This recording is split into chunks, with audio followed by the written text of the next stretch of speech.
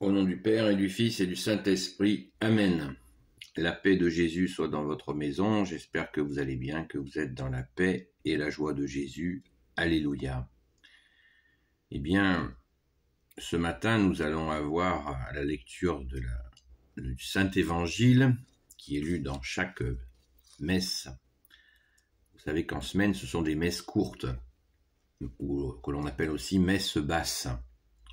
Alors que le dimanche, c'est une messe d'1 heure, voire 1h30. Eh bien, en semaine, ce sont des messes d'1 demi-heure, très concentrées, où on y lit l'Évangile. C'est ce que je vais faire. Je lis cet Évangile du matin que tous les catholiques qui sont à la messe lisent, et puis il y a d'autres catholiques qui ne peuvent pas aller à la messe et qui le lisent. Les catholiques qui demandent la communion spirituelle. Voilà. Personnellement, je ne peux pas y aller ce matin, eh bien, je vais demander la communion spirituelle. Merci Jésus. Les démons et les cochons. Saint Matthieu, Évangile selon Saint Matthieu, chapitre 8, versets 28 à 34. Quand Jésus atteignit le rivage, le territoire de Gadara, 2 possédés du démon sortirent du milieu des tombes, vinrent à sa rencontre. C'étaient des hommes si sauvages que personne ne pouvait passer sur ce chemin. Et voici qu'ils se mettent à crier. « Qu'est-ce que tu nous veux, Fils de Dieu? Es-tu venu pour nous torturer avant l'heure ?» À une certaine distance, il y avait un troupeau de cochons qui cherchaient leur nourriture. Les démons lui font alors cette demande. « Si tu veux nous mettre dehors, envoie-nous dans ce troupeau de cochons. » Jésus leur dit « Allez !» Ils sortent donc et s'en vont vers les cochons, et voilà que tout le troupeau qui dévale la pente jusqu'à la mer où les bêtes se noient. Les gardiens de cochons s'enfuient vers la ville, et quand ils arrivent, ils racontent l'affaire des possédés. Tous les gens de la ville sortent alors de chez eux à la rencontre de Jésus, et aussitôt qu'ils le voient, ils lui demandent de quitter leur territoire. Merci Jésus pour ta parole. Alléluia. Bien, on n'a pas fini d'interpréter cette parole qui est absolument remplie d'informations, et nous avons la démonstration qu'il ne faut en aucun cas lire la Bible mot à mot, comme je vous le dis régulièrement. Ne lisons pas la Bible mot à mot, parce que certains, par exemple, en lisant ce passage, disent qu'il ne faut pas manger de porc, puisque Jésus a permis que ces démons aillent se mettre dans ces porcs. Voilà un exemple typique de ce qu'il ne faut pas faire.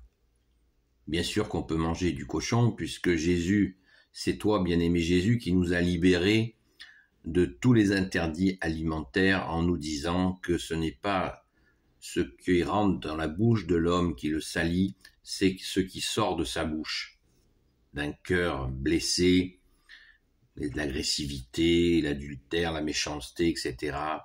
Ça vient du cœur. Et ça, ce qui mange dans la bouche et qui est sale, part dans les lieux d'aisance, nous dit Jésus. Donc, merci Jésus de nous avoir libérés des interdits alimentaires. Nous sommes libres. La vérité nous rendra libres, et la vérité, Jésus nous dit, tu nous dis, la vérité vous rendra libre. Et bien sûr, c'est toi la vérité. Alléluia! Donc, très important, la déclaration du démon qui dit, déjà qu'il reconnaît Jésus comme Fils de Dieu. Donc ça veut dire ce que ça veut dire.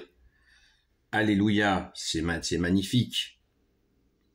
Qui commande? Vous voyez qu'il faut garder l'espérance. Et en plus, qu'est-ce qu'il dit ce démon? Qu'est-ce que tu nous veux, Fils de Dieu? Es-tu venu pour nous torturer avant l'heure? avant l'heure. Quelle heure et de quelle heure il parle? Est-ce qu'il y aurait une heure? Est-ce que le démon est au courant qu'il a une fin, comme nous le dit la Sainte Écriture? Eh bien oui, il est au courant.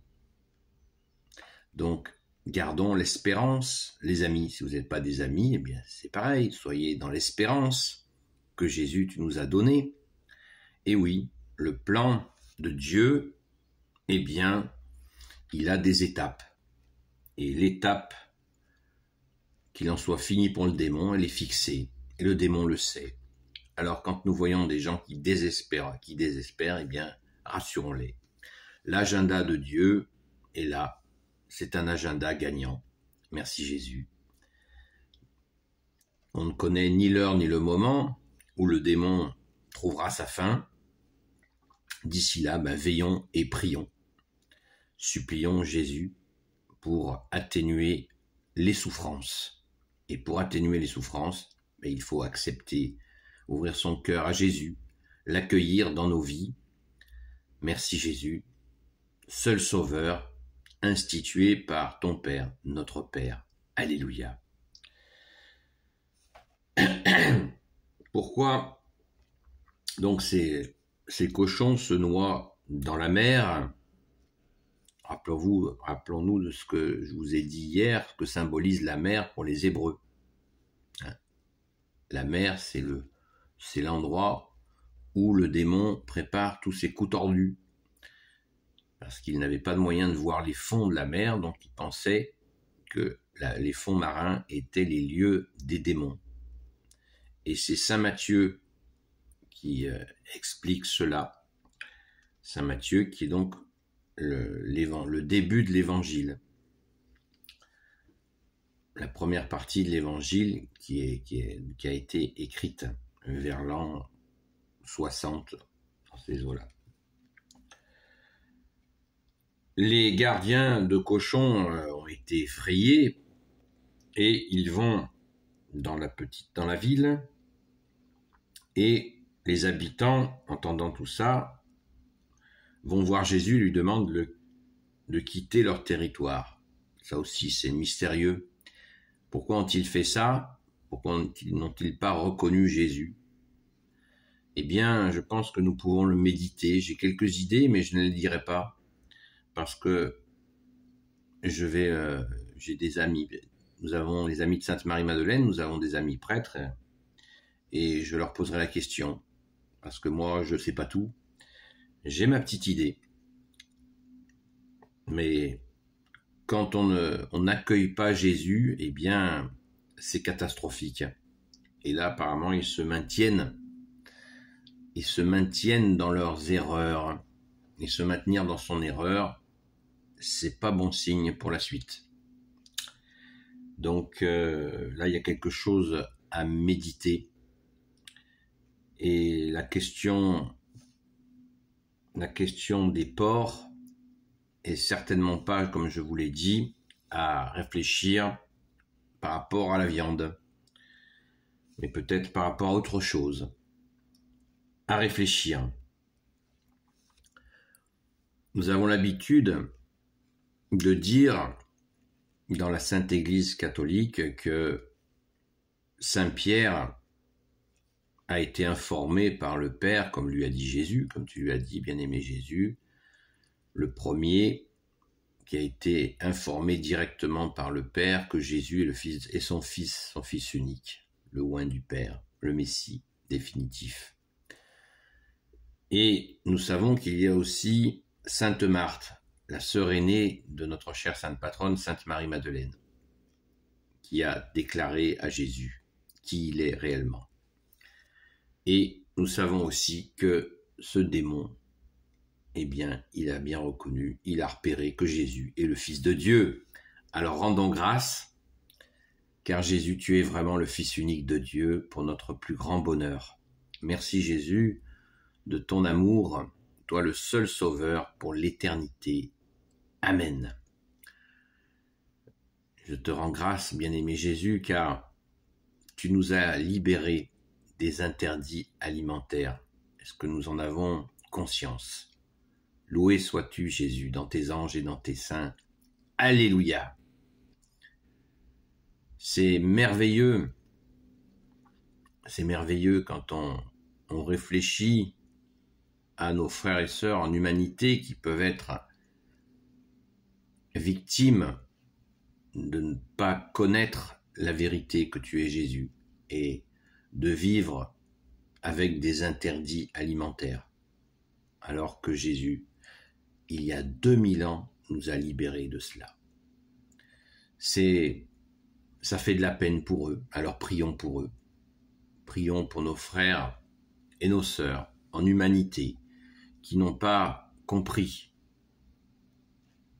la seule libération qui ait bien eu lieu, c'est celle du premier avènement de Jésus qui est venu rétablir la vérité que tu es Jésus. Donc soyons attentifs et ayons de la charité pour celles et ceux qui ne connaissent pas la vérité. D'autant plus sur la question du cochon, car des scientifiques ont découvert que la graisse du cochon a des qualités exceptionnelles. Absolument. C'est une viande qui donne de la satiété. C'est-à-dire que quand on en mange, on n'a pas forcément envie d'en manger beaucoup. Ce qui n'est pas le cas pour d'autres types de viande. Donc elle a vraiment une qualité de graisse. Bien sûr, il faut que ce soit un cochon qui ait été élevé correctement et pas en batterie d'une façon terrifiante, qu'il ait connu un peu de l'herbe de la nature, un peu de verdure et qu'il ait une bonne nourriture. Et c'est une viande de qualité. Alléluia! Donc vous voyez, il a bien été créé par Dieu, parce que pourquoi cet animal aurait été créé par Dieu, Père, Fils, Jésus et Saint-Esprit, s'il n'était pas possible de le manger? Il faut être un petit peu logique. Merci Jésus d'être le roi de gloire, le Dieu de nos vies. Ô Jésus, s'il te plaît, toi qui peux tout et qui portes tout, je te confie toutes celles et ceux qui regarderont cette vidéo ainsi que leurs proches selon ta sainte volonté, ô Jésus. Sainte Marie, Reine des cieux, toi l'Immaculée Conception, toi qui écrases le serpent, toi qui as la lune sous tes pas, toi notre Mère, Notre-Dame, Saint Joseph, toi le juste et le saint, toi le sage, toi la terreur des démons, toi le saint gardien de la Sainte Église catholique et apostolique, Sainte Marie-Madeleine, notre chère sainte patronne, et vous tous les saints et saintes amis de Jésus, Saint Michel Archange, qui est comme Dieu, Saint Gabriel Archange, Saint Raphaël Archange et tes anges guérisseurs, et vous tous les anges qui servez Jésus, je vous confie toutes celles et ceux qui regarderont cette vidéo, ainsi que leurs proches selon ta sainte volonté, ô Jésus. La paix de Jésus soit dans votre maison. Je vous invite à continuer, ne pas vous lasser de prier. Nous sommes dans une situation qui est vraiment terrifiante.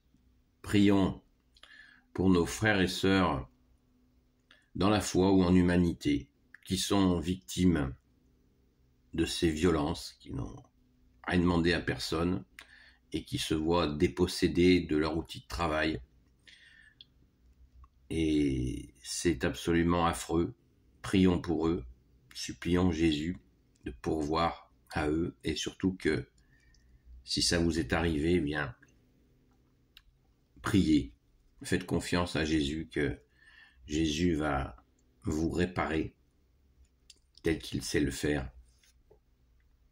Et Jésus nous a dit, cherchez le royaume des cieux et sa justice, et tout vous sera surajouté. Donc, n'hésitez pas, priez, allez dans une paroisse catholique et demandez à ce que l'on prie pour vous, que l'on puisse vous soutenir. N'hésitez pas, Jésus a dit, demandez, vous recevrez, et il le fait. Merci Jésus d'avoir pitié de nos frères et sœurs victimes de ces violences, et soyons vraiment assidus, ne soyons pas dans la prière d'un instant. Prions régulièrement la nuit et le jour, pas toute la nuit, il faut bien se reposer un peu, mais prions, ne nous lassons pas de prier. La situation le nécessite, mais il faut le faire tout le temps, car nous vivons une période où les antéchrists, ceux qui sont contre le Christ, sont à la manœuvre d'une façon plus active. Ils ont apparemment enclenché bien des choses dont on n'a pas le droit de parler, sinon on est censuré. Donc, il faut absolument en être conscient. Les antéchrists, il y aura un antéchrist en tant qu'homme qui va venir, mais pour l'instant, ce sont des antéchrists. Et il y en a eu depuis 2000 ans. Là, ils sont particulièrement virulents depuis pas mal de temps. Et ils ont mis un coup d'accélérateur. Donc il nous faut redoubler, tripler de prières, quadrupler de prières, afin de soulager les méfaits auprès de nos frères et de nos sœurs qui souffrent. Supplions Jésus, la très sainte Vierge Marie, le grand Saint Joseph, Sainte Marie-Madeleine et tous les saints. Supplions Saint Michel Archange d'intervenir pour vraiment soulager la souffrance partout où nous la voyons. Il suffit de prier pour cela. Et bien sûr, d'être prêt à donner un coup de main à ceux qui sont sous notre nez. Merci Jésus de nous y aider et de discerner le vrai du faux afin de ne pas nous faire arnaquer non plus. Alléluia, gloire à ton saint nom Jésus, tu es le roi de gloire, le Dieu de nos vies. Amen. Haut les cœurs, Jésus a vaincu le monde. Amen.